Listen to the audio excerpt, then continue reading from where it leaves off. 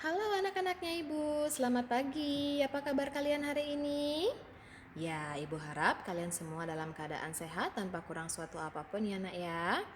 Nah, hari ini kita kembali akan belajar tematik. Dan untuk tema yang akan kita pelajari hari ini masih di tema yang pertama. Dan kita kali ini akan belajar subtema yang keempat, yaitu tentang pertumbuhan dan perkembangan tumbuhan. Ya, nah selain nanti kalian menyimak video yang ibu guru berikan ya, kalian juga bisa nanti baca buku tematiknya tentang subtema yang keempat ya, agar kalian itu bisa lebih paham dan bisa lebih mengerti tentang materi yang disampaikan, sehingga kalian nantinya bisa dengan mudah untuk mengerjakan tugas-tugas ataupun soal-soal yang akan diberikan ya. Oke, kita lanjutkan ya tentang pertumbuhan dan perkembangan tumbuhan ya. Yang pertama akan kita bahas saat ini itu berkaitan dengan perkembangbiakan tumbuhan. Nah, seperti yang kalian ketahui ya, bahwa perkembangbiakan tumbuhan itu dibagi menjadi dua jenis. Yang pertama adalah perkembangbiakan secara alami dan yang kedua perkembangbiakan secara buatan. Nah, bisa kalian perhatikan dalam slide ini ya, bahwa perkembangbiakan alami adalah perkembangbiakan yang terjadi dengan tidak adanya bantuan dari manusia. Dengan kata lain ya, perkembangbiakan ini terjadi secara alami tanpa ada campur tangan dari manusia.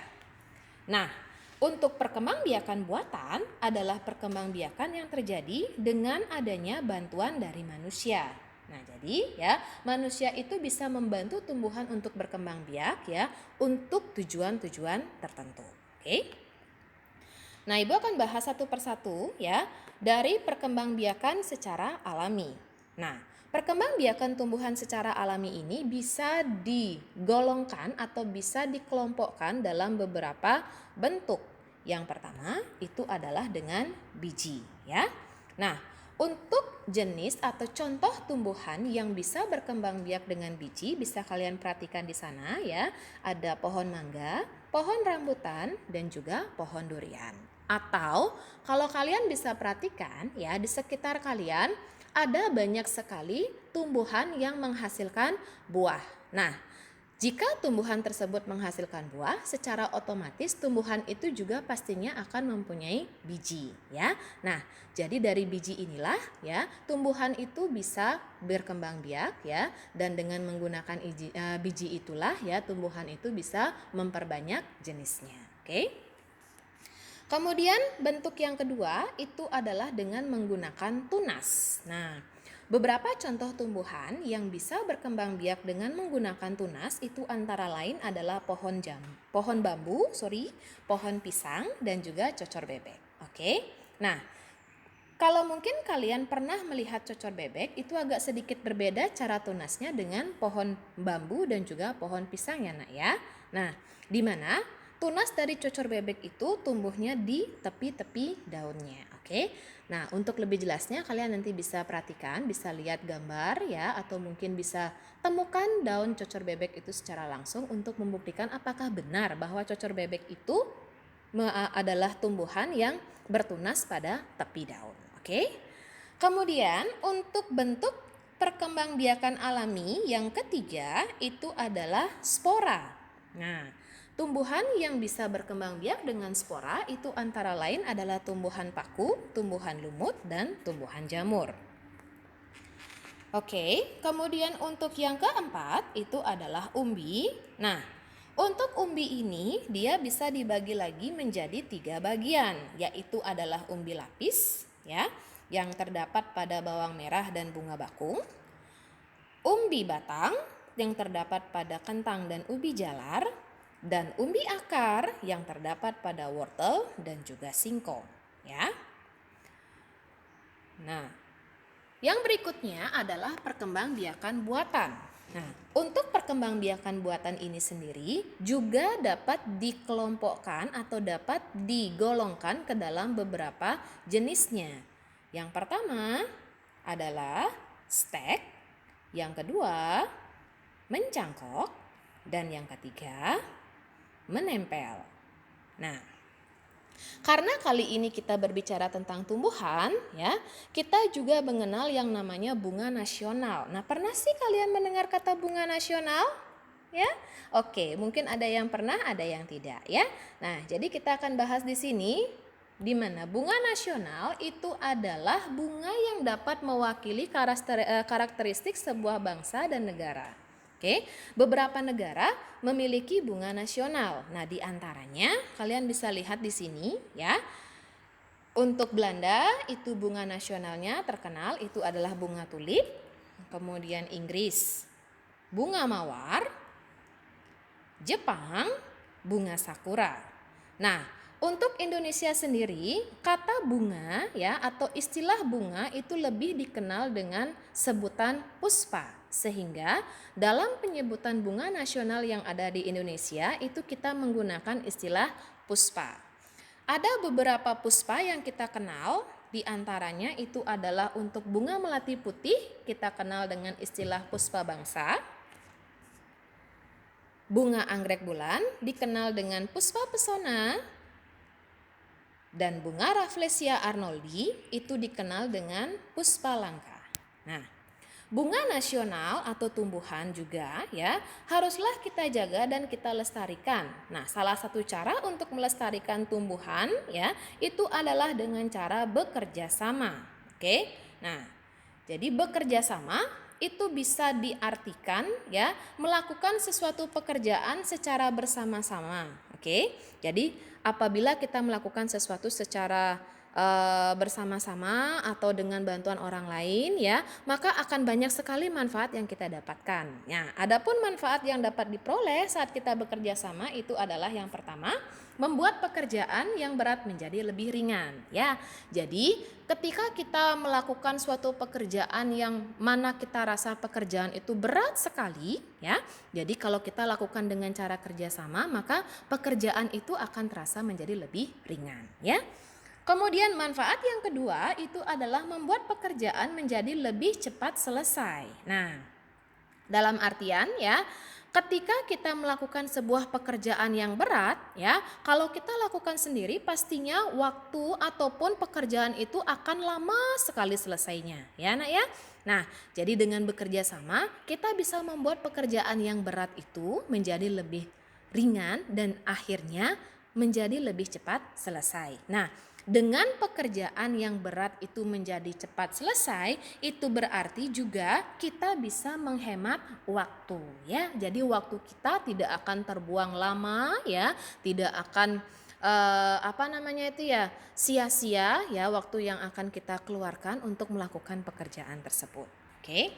Nah, namun harus diingat ya Nak ya, satu hal yang tidak boleh kita lakukan secara bekerja sama itu adalah ketika ulangan atau ketika kita melakukan hal-hal atau kegiatan-kegiatan yang tidak baik. Ya, mengingat kerjasama ini bisa kita lakukan di mana saja ya, entah itu di rumah, di sekolah maupun di masyarakat. Oke, tetapi ingatkan ya, satu yang tidak boleh kalian lakukan dengan bekerja sama itu adalah ketika kalian berbuat yang tidak baik, ketika kalian berbuat negatif ya, ataupun ketika ulangan di sekolah kalian tidak boleh bekerja sama ya.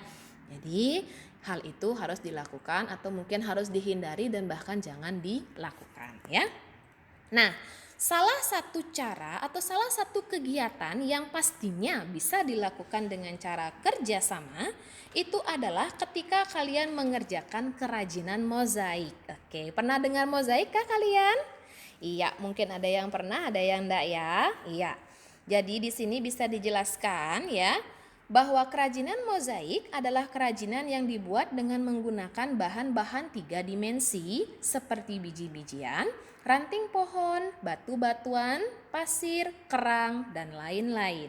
Nah, bahan-bahan yang digunakan untuk membuat kerajinan mozaik ini biasanya adalah bahan-bahan yang sudah kering, entah dia memang kering alami ataukah memang itu dijemur ya, yang penting harus bahan yang kering ya. Dan bahan itu juga mudah didapat dan juga bahan yang dipergunakan itu berukuran kecil. Nah, tujuannya adalah untuk memudahkan kalian nantinya menempelkan bahan-bahan tersebut pada media yang akan kalian gunakan ya. Nah, kemudian Ibu berikan beberapa contoh di sini kerajinan mozaik ya. Kalian bisa perhatikan gambarnya atau mungkin nanti juga kalian bisa browse ataupun nanti cari di internet ya mengenai bentuk ataupun contoh-contoh dari kerajinan mozaik ya, agar nanti ketika kalian diminta untuk membuat kerajinan mozaik ya, kalian bisa ada bayangan apa yang harus saya buat misalnya, kemudian juga bahan apa yang saya pergunakan ya. Jadi pastikan ya bahan yang kalian pergunakan itu adalah bahan-bahan yang kering ya. Oke. Nah, di sini juga ya Ibu akan memberikan sebuah materi yang berkaitan dengan pembagian. Nah, mungkin di kelas 2 kalian sudah mempelajari tentang pembagian ini ya, Nak ya? Oke, ya. Jadi pembagian ini merupakan kebalikan dari perkalian, di mana ya kalau perkalian mungkin kalian masih ingat itu adalah penjumlahan berulang, sedangkan kalau pembagian itu kita bisa artikan dengan pengurangan berulang. Nah, ada banyak cara untuk kalian bisa menyelesaikan soal-soal pembagian ini. Nah, salah satunya seperti apa yang tadi sudah disebutkan ya, bahwa pembagian itu merupakan pengurangan berulang, sehingga dalam pengerjaannya kita juga bisa menggunakan cara pengurangan berulang untuk menyelesaikan pembagian tersebut. Nah, misalnya Ibu berikan sebuah contoh di sini ya. Oke, bisa kalian perhatikan di layar. Benny mempunyai 45 butir kelereng. Kelereng tersebut akan ditempatkan dalam 9 wadah. Masing-masing wadah berisi kelereng sama banyak. Nah, pertanyaannya adalah berapa jumlah kelereng Benny pada tiap wadahnya? Nah, ini merupakan salah satu contoh ya dari soal pembagian. Oke. Nah, dari soal cerita tersebut kalau kalian baca dan pahami lagi soalnya ya, kalian bisa buat dulu yang pertama itu adalah buat dulu bentuk pembagiannya ya. Di mana bisa Bu Guru tuliskan di sini untuk bentuk pembagiannya. Nah, ya. Jadi dari soal itu kita bisa dapatkan sebuah bentuk pembagian yaitu 45 bagi 9. Nah, berapakah hasil dari 45 bagi 9 ini? Nah, cara kita mencari seperti yang sudah tertera di atas, kita akan menggunakan bentuk pengurangan berulang. Nah, biasakan ya, ketika kalian mengerjakan soal hitungan ya, khususnya matematika ya, apalagi seperti sekarang soal pembagian, usahakan selalu menyiapkan sebuah buku ya ataupun kertas coret-coret atau orat-oret ya. Bergunanya agar kalian itu bisa lebih paham mengenai caranya dan bisa mengerti bagaimana cara mengerjakannya ya. Oke. Nah, mengenai bentuk pengurangan berulangnya, kalian bisa buatkan di kertas orat-oret kalian ya, pengurangan dari 45 dikurangi 9 secara berturut-turut sampai hasilnya itu menghasilkan 0 ya. Jadi Bu Guru tuliskan di sini, kita mulai dari bentuk yang pertama yaitu 45 dikurang 9 itu hasilnya adalah 36. Nah, karena belum 0, jadi kita masih akan kurangi lagi. 36 kurang 9 hasilnya adalah 27. Kemudian 27 kurangi 9 hasilnya adalah 18. 18 kurang 9 sama dengan 9. Dan yang terakhir 9 kurang 9 sama dengan 0. Oke. Nah, dari bentuk pengurangan berulang yang kalian tuliskan di orat-oret ini ya, nantinya bisa dibuat dalam bentuk panjang. Oke, bisa kalian perhatikan di sini bentuk panjang dari pengurangan berulangnya. Nah, kalian bisa tulis seperti itu ya. 45 bagi 9 itu sama dengan 45 kurang 9 kurang 9 kurang 9 kurang 9 kurang 9 sama dengan 0. Nah, berapa kalikah 45 itu dikurangi 9 sampai dia menghasilkan 0? Nah, itulah jawaban dari hasil bagi antara 45 dibagi 9 ya. Sehingga kalau kita perhatikan 45 itu dikurangi 9 sebanyak 5 kali sampai dia menghasilkan 0. Sehingga bisa kita tulis di bawahnya 45 bagi 9 sama dengan 5 ya. Nah, oke. Jadi dari mana kita dapat 5 ini, Nak? Nah, ya, jadi seperti apa yang tadi sudah Bu Guru katakan, ya, bahwa hasil 5 itu kita dapatkan dari jumlah 9, ya, yang dikurangi dengan 45 sampai dia hasilnya menjadi 0, ya. Jadi bisa diperhatikan bentuk pengurangan yang di atasnya lagi, ya. Gimana 45 itu dikurangi 9 sebanyak 5 kali, ya, dan menghasilkan 0. Sehingga bisa dikatakan 45 bagi 9 itu sama dengan 5, ya. Jadi oke, jumlah kelereng beni yang ada pada setiap wadahnya adalah 5 butir. Oke. Nah, itu adalah cara yang pertama, yaitu dengan menggunakan bentuk pengurangan berulang. Nah, kemudian ada cara yang lebih lebih mudah, ya, atau mungkin lebih pendek bagi kalian, ya, terutama ketika kalian ingin mengerjakan soal pembagian dalam jumlah atau dalam bilangan yang besar, ya. Nah, seperti misalnya sekarang kita di kelas 3, ya, kita akan belajar mengerjakan soal pembagian ini, ya, dengan bilangan-bilangan yang lumayan besar. Nah, kalau kita pun menggunakan pengurangan berulang bisa, cuman ya itu lebih memakan waktu, ya. Jadi waktu mengerjakannya itu lama sekali, ya. Nah, sehingga ada cara yang lebih singkat atau cara yang lebih pendek, ya, untuk mengerjakan hitung pembagian itu, yaitu dengan menggunakan pembagian susun atau sering kita kenal dengan istilah hitung japit, ya. Nah, misalnya kita coba akan menentukan hasil dari 56 bagi 4 itu berapa, oke? Nah, pertama-tama yang kita buat ketika kita akan mengerjakan pembagian dengan menggunakan hitung japit ini, ya. Pertama kalian buat bentuk seperti ini dulu, ya. Jadi buat bentuknya seperti setengah atap rumah, ya. Jadi bisa dibuat seperti itu. Kemudian di dalamnya kita tuliskan angka yang akan kita bagi, yaitu angka 56. Oke, bisa diperhatikan caranya di mana kamu harus menulis, ya. Kemudian yang di luar kita tuliskan angka pembaginya, yaitu 4. Jadi seperti itulah tampilan ketika kita akan nanti menggunakan hitung japit untuk menyelesaikan soal pembagian, ya. Nah, kemudian dari bilangan 56 kita akan ambil satu persatu untuk kita bagi dengan 4. Nah, tidak seperti ketika kita menyelesaikan soal pengurangan ataupun penjumlahan, ya, yang mana ketika kita melakukan ketika kita melakukan penjumlahan atau pengurangan, ya, kita kerjakan itu mulai dari belakang atau mulai dari posisi satuan. Nah, tetapi tidak dengan pembagian ini, ya. Jadi kebalikannya, ketika kita melakukan pembagian japit ini, ya, kita bagi bilangannya satu persatu dari depan, ya. Nah, apabila kita ambil satu angka dari depan itu dan kita tidak bisa bagi dengan bilangan yang membaginya, barulah kita ambil 2. Oke? Nah, sekarang kita mulai coba, ya. Kita ambil angka 5 dulu. Nah, kira-kira kalau kita bagi antara 5 dan 4 itu bisa kan, ya? Oke, ya. Jadi untuk mendapatkan hasil dari 5 bagi 4, kalian kembali bisa menggunakan bentuk pengurangan berulang seperti yang tadi sudah kalian pelajari, ya.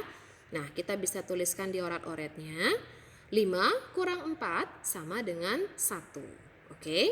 Nah, kemudian jika kita mau kurangkan lagi karena hasilnya belum 0, apakah kita bisa kurangkan 1 dengan 4 atau 1 kurangi 4, apakah kita bisa temukan hasilnya? Oke. Nah, jadi jika hasilnya itu sudah seperti ini, jadi kalian tidak perlu lagi untuk kurangi, ya. Cukup dituliskan nanti di hasil pembagian bahwa 5 bagi 4 itu hasilnya adalah 1 dengan menuliskan keterangan tambahan sisa 1. Oke. Jadi 5 bagi 4 sama dengan 1 sisa 1. Nah, kalian kembali perhatikan, ya, pada bagian hitung japitnya itu, tadi penulisan hitung atau pembuatan hitung japitnya itu ya, hasil 1 ya pada pembagian 5/4 itu kalian tuliskan pada bagian atas garis lurusnya atau garis horizontalnya. Nah, di sana ada titik-titik ya. Jadi di titik-titik itulah nanti kalian tuliskan hasil pembagiannya. Ya, dimana yang tadi bahwa 5/4 itu hasilnya adalah 1 sisa 1. Oke, kita abaikan sisa satunya dulu. Ya, kita abaikan dulu. Ingat, kita abaikan bukan dalam artian dihilangkan ya. Jadi kita hanya perlu tuliskan 1 saja. Nah, kita tuliskan satunya di sana ya. Kemudian setelah itu ya, kita akan buat, nah kita akan cari lagi bentuk perkalian antara hasil yang tadi sudah dituliskan yaitu 1 dengan pembagi yaitu 4. Jadi ini akan kita kalikan ya, cari hasil kalinya, dan hasil kali antara 1 dan 4 ini akan kita tuliskan di bawah angka 5. Oke, dimana 1 kali 4 itu hasilnya adalah 4, kemudian 4-nya kita tuliskan di bawah 5. Nah, kemudian setelah kita tuliskan hasil kalinya, barulah kita kurangi antara bilangan yang tadi dibagi dengan hasil kali 1 dengan 4. 5 kurang 4 itu hasilnya adalah 1. Oke. Nah, kemudian antara hasil pengurangan ya, kita akan bagi kembali dengan 4.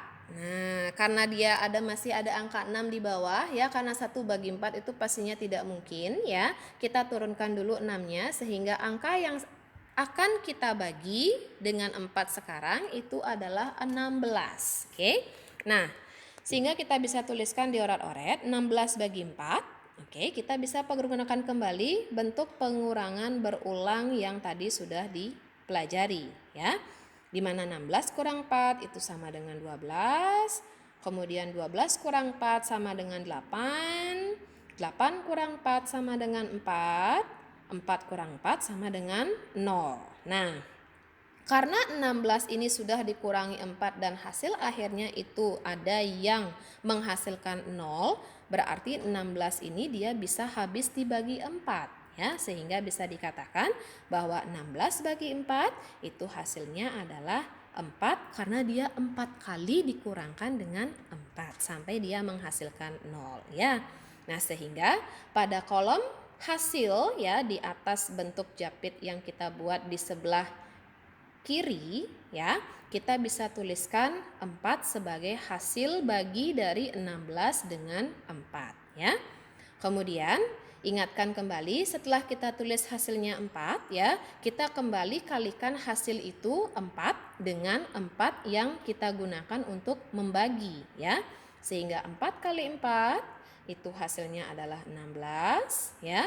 Kemudian kembali lagi kita kurangi dan mendapatkan hasilnya 0 ya. Sehingga bisa diambil kesimpulan bahwa 56 dibagi 4 itu sama dengan 14 ya. Oke. Kira-kira kalian mengertikah dengan penjelasan Bu Guru? Nah, kalau misalnya kalian tidak mengerti ya, kalian bisa tonton videonya berulang-ulang kali ya, bisa di-download dulu ya biar kalian bisa paham bagaimana cara mengerjakannya. Kemudian ingat ya, latihan lagi di rumah ya. Banyak soal yang terdapat di buku paket ataupun di buku LKS kalian, bisa itu digunakan sebagai bahan latihan di rumah agar kalian bisa lebih paham cara mengerjakan hitung japit ini ya. Oke. Nah, jadi terima kasih anak untuk waktu kalian hari ini ya. Jadi sebegitu dulu materi yang Bu Guru sampaikan kepada kalian ya. Kurang lebihnya Ibu Guru mohon maaf. Kalau misalnya ada kesalahan, Ibu juga minta maaf ya. Karena manusia itu pastinya tidak luput dari kesalahan ya. Dan selalu Bu Guru ingatkan untuk kalian ya. Selalu baca bukunya, simak materinya, dan pahami dulu ya materi yang disampaikan. Agar nantinya ketika kalian mengerjakan soal, kalian bisa kerjakan sendiri ya, sehingga dan kalian bisa mengerti apa sih yang disampaikan hari ini ya. Oke. Nah, Untuk menambah pemahaman kalian seperti biasa, kita kerjakan soal-soal di bawah ini yuk. Ya, oke. Jadi Bu Guru sudah berikan kalian soal latihan di sini beberapa ya. Jadi silahkan nanti dibaca soalnya, kemudian kembali lagi simak materinya, baca lagi bukunya, perhatikan cara pengerjaannya ya. Dan jangan lupa baca soal dengan baik, pahami instruksinya seperti apa sehingga kalian tidak salah dalam mengerjakan ya. Ingat ya, fokus dalam mengerjakan dan selalu berkonsentrasi. Oke? Nah, satu lagi Bu Guru tuliskan tambahan di sini ya, untuk menambah nilai keterampilan. Jadi nanti di kelas 3 juga akan ada nilai keterampilannya ya. Nah, jadi untuk nilai keterampilan kalian, cobalah untuk membuat sebuah kerajinan mozaik sederhana dengan tema atau gambar bebas. Jadi kalian bebas nanti gambarnya itu mau gambar apa, mau gambar hewan, tumbuhan, atau mau gambar pemandangan silahkan ya. Nah, kemudian bahan-bahan yang kalian pergunakan juga bebas ya, mau pakai biji-bijian boleh, mau pakai ranting boleh, mau pakai daun boleh ya. Apapun yang kalian pergunakan bahannya, pastikan bahan yang kalian pergunakan itu adalah bahan-bahan yang sudah kering ya. Jadi ingat bahan yang sudah kering sehingga nanti ketika kalian menempel ya, itu kalian tidak akan menemukan kesulitan ya. Oke sayang ya. Jadi itu dulu materi yang Bu Guru sampaikan ya. Jadi kalian selamat bekerja di rumah ya. Ingat tetap semangat walaupun kalian masih ada di rumah ya. Jangan tetap patah semangat sayang ya. Tetap berdoa, kemudian ingat selalu jaga kebersihan dan kesehatannya ya. Selalu memohon agar situasi atau pandemi ini bisa segera berakhir ya sayang. Oke. Dah, segitu dulu Bu Guru sampaikan materi untuk hari ini ya. Nanti kita bertemu lagi untuk pertemuan kita yang minggu depan ya sayang. Oke, dadah. Sampai jumpa kembali anak-anaknya Ibu.